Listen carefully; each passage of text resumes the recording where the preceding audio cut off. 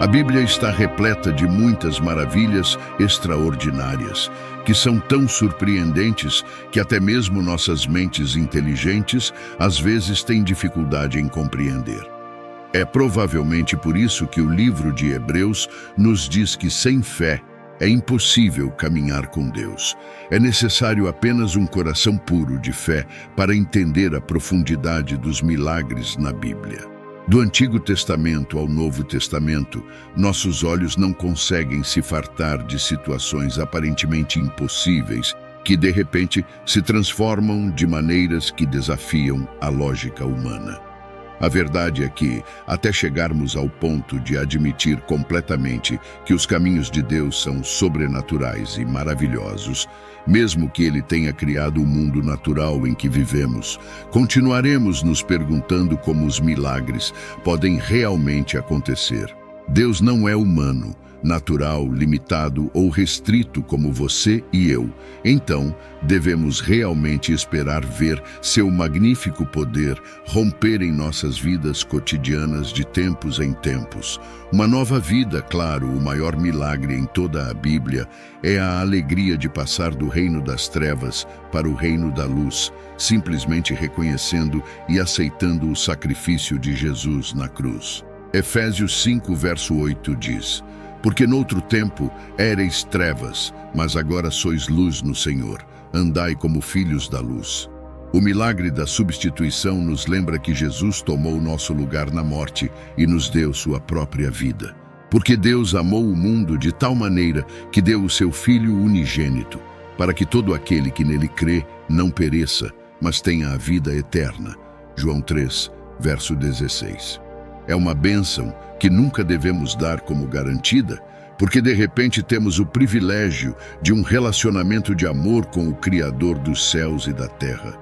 Dando graças ao Pai, que nos tornou dignos de participar da herança dos santos no reino da luz, pois Ele nos resgatou do domínio das trevas e nos transportou para o reino do Filho do seu amor, em quem temos a redenção, a remissão dos pecados.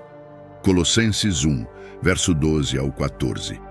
Essa transição da morte para a vida é um lembrete e uma imagem espelhada de um milagre inesquecível que aconteceu séculos antes da crucificação de Cristo, o Êxodo.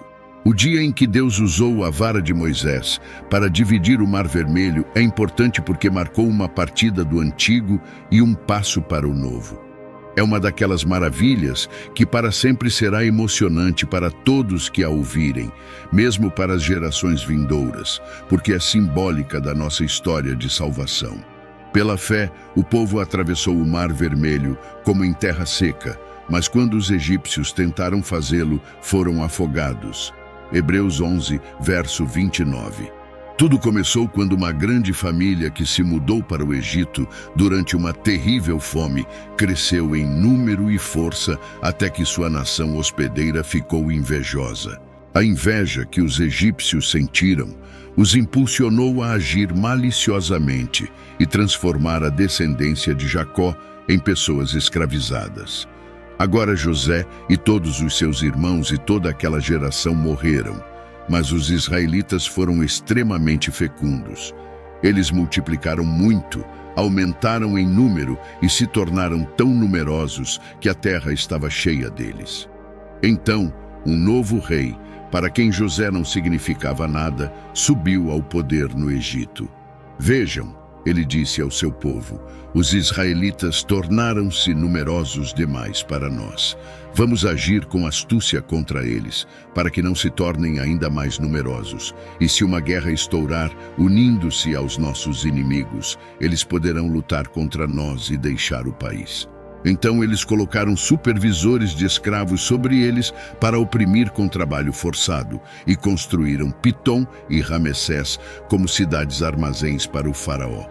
Mas quanto mais eram oprimidos, mais se multiplicavam e se espalhavam, de modo que os egípcios passaram a temer os israelitas e os trataram com crueldade. Amarguraram-lhes a vida com árduo trabalho em tijolos e argamassa e com todo tipo de trabalho nos campos. Em todo o seu árduo trabalho, os egípcios os tratavam com crueldade. Êxodo 1. Assim, O povo de Israel tornou-se um povo escravizado por mais de 400 anos. No entanto, clamaram a Deus, e ele enviou Moisés para resgatá-los.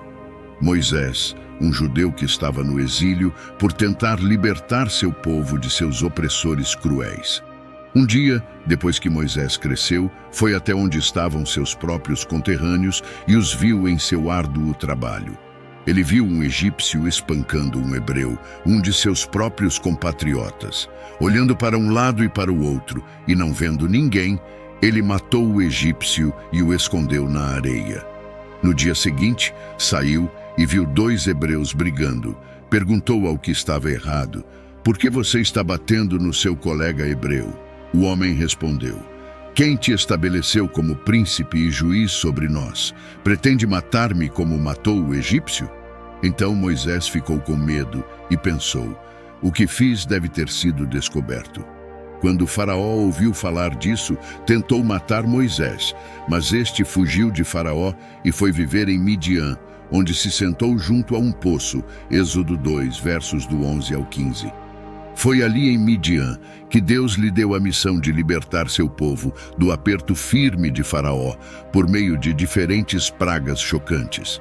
Mesmo que Moisés se sentisse inadequado, então ele disse: "Eu sou o Deus de teu pai, o Deus de Abraão, o Deus de Isaque e o Deus de Jacó."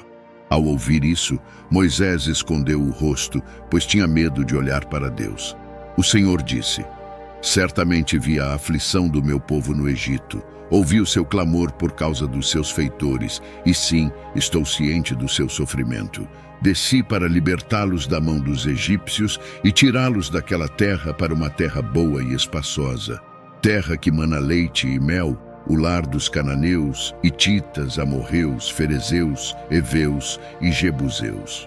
Mas Moisés disse a Deus: "Quem sou eu para ir a Faraó e tirar os israelitas do Egito?" Êxodo 3. Libertação após tantas pragas, sinais e maravilhas inegáveis, os egípcios permitiram que os israelitas partissem. Ao fazer isso, provaram que haviam experimentado o Deus supremo e sobrenatural, capaz de ir a qualquer extremo apenas para libertar seus filhos.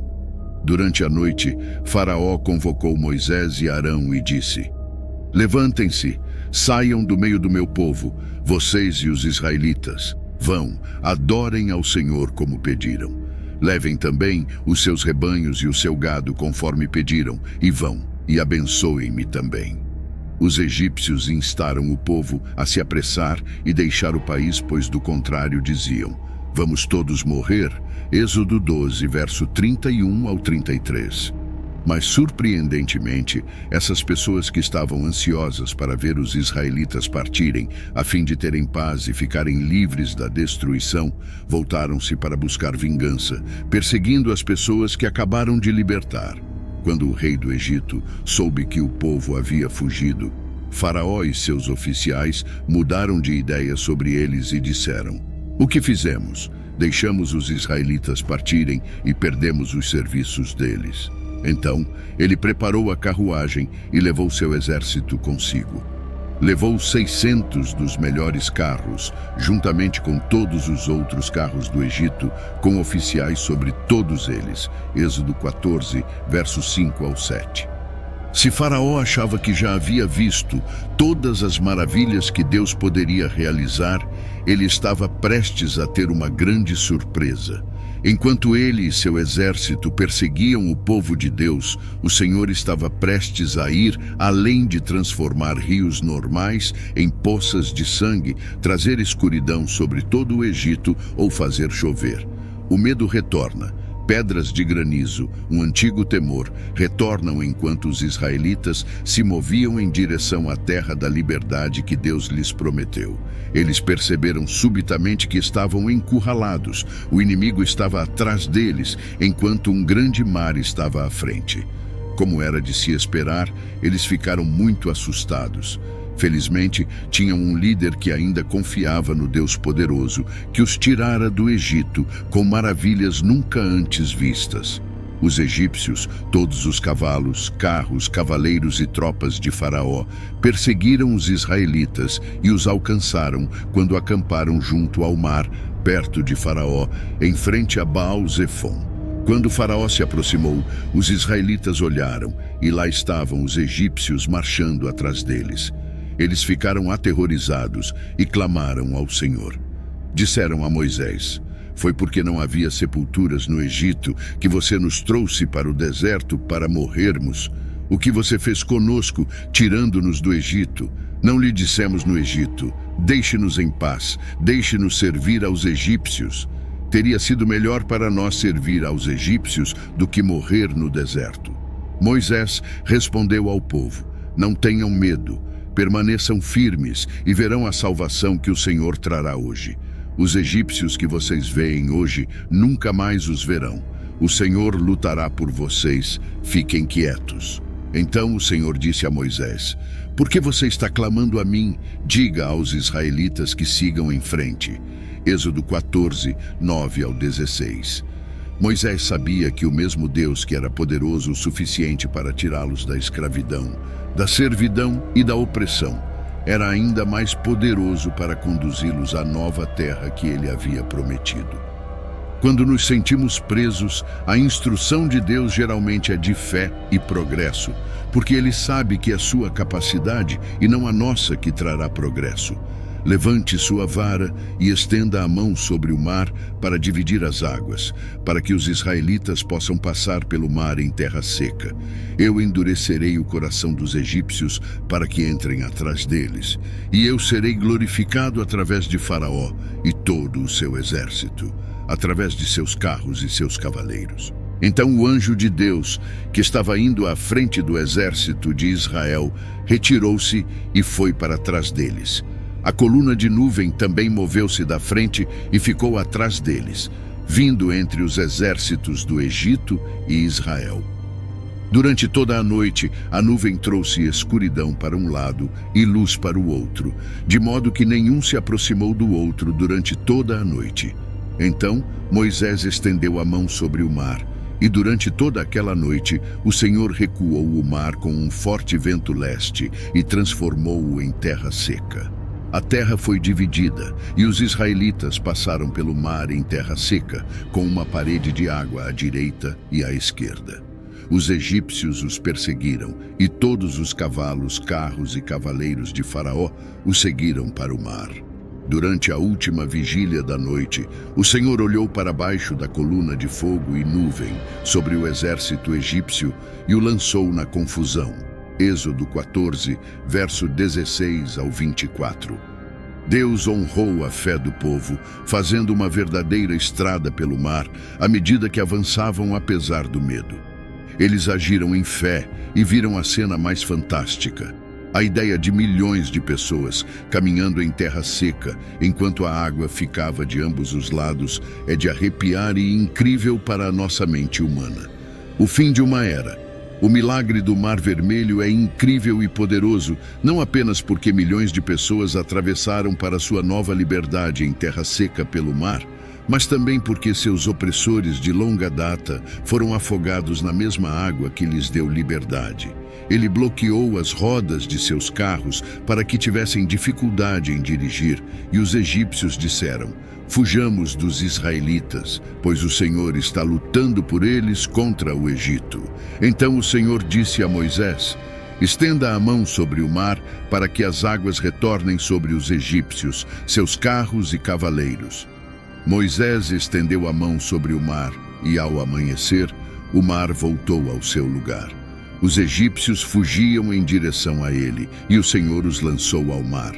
A água voltou e cobriu os carros e cavaleiros, todo o exército de Faraó que havia seguido os israelitas para o mar. Nenhum deles sobreviveu, mas os israelitas passaram pelo mar em terra seca, com uma parede de água à direita e à esquerda. Naquele dia, o Senhor salvou Israel das mãos dos egípcios, e Israel viu os egípcios mortos na praia. Quando os israelitas viram a mão poderosa do Senhor agindo contra os egípcios, o povo temeu o Senhor e confiou nele e em Moisés seu servo, Êxodo 14, verso 25 ao 31. Hoje, é essencial para nós, como crentes, estudar esses notáveis milagres de Deus, pois eles nos ajudarão a não limitar nosso Salvador ou esquecer o fato de que, com Deus, nada é impossível, mesmo que muitas coisas pareçam impossíveis para o mundo ao nosso redor. À medida que contemplamos o extraordinário milagre do Mar Vermelho, somos lembrados do poder sobrenatural de Deus para nos libertar das águas tumultuadas da vida. Enfrentamos desafios que parecem intransponíveis, mas Deus é capaz de abrir caminhos onde não há caminho. Nesse momento, convido você a considerar as águas agitadas que podem estar à sua frente. Talvez sejam dúvidas, medos ou dificuldades que parecem insuperáveis. Assim como o Senhor guiou o seu povo através do Mar Vermelho, Ele também deseja guiar você em meio às suas circunstâncias. Deus não apenas nos conduz em segurança através das águas, mas Ele também realiza milagres em nosso caminho. Ele transforma obstáculos em oportunidades, tristezas em alegrias e desespero em esperança. O mesmo Deus que abriu o Mar Vermelho está pronto para realizar milagres em sua vida hoje. Se você ainda não conhece o amor transformador de Jesus Cristo, quero convidá-lo a aceitar esse presente maravilhoso. Assim como aquele povo experimentou a libertação e a redenção, você também pode experimentar uma nova vida em Cristo. Ele é o caminho que nos leva à verdadeira liberdade, paz e significado. Se você deseja aceitar a Cristo Jesus agora, pode fazer isso em oração. Fale com Ele sinceramente, reconhecendo seu pecado, agradecendo pelo sacrifício de Jesus na cruz e entregando sua vida a Ele. Ele está pronto para recebê-lo de braços abertos. E se você tomou essa decisão hoje, comente aqui embaixo: eu aceito a Cristo como Senhor e Salvador da minha vida. Que a graça e a paz de Deus estejam com você enquanto você caminha nesta jornada de fé. Até a próxima.